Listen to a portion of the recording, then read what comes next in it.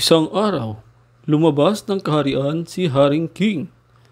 Siya'y tumingin sa paligid at tila'y nagmamasid. Siya'y nagtataka na tila ba ibang-iba na ang itsura ng labas ng palasyo. Marami nang nagbago at marami nang nag-iba.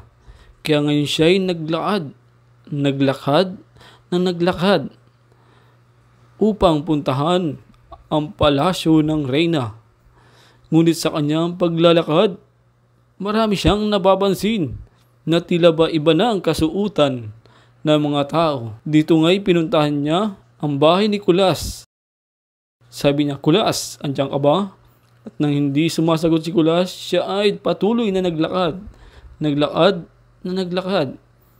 At sa layo ng nilakad niya, siya ay napunta sa sentro ng syudad. Dito'y nagtataka siya kung bakit ibang-iba na ang itsura nito. Anong nangyari sa aking lugar? Kaya dapat dali siyang lumakad uli para hanapin ang daan pabalik ng kanyang kaharian. Dito nga'y nakabalik na siya at lubos siyang nasasiyahan sa kanyang natuklasan na napakaganda pala ng kanyang palasyo. Dito'y pinagmasdan niya ito na tila ba namamangha at kagandahan nito. Eka muna, Huh?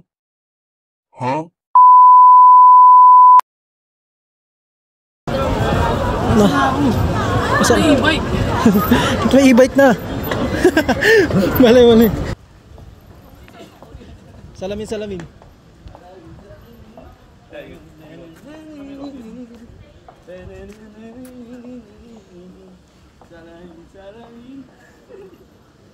Yeah.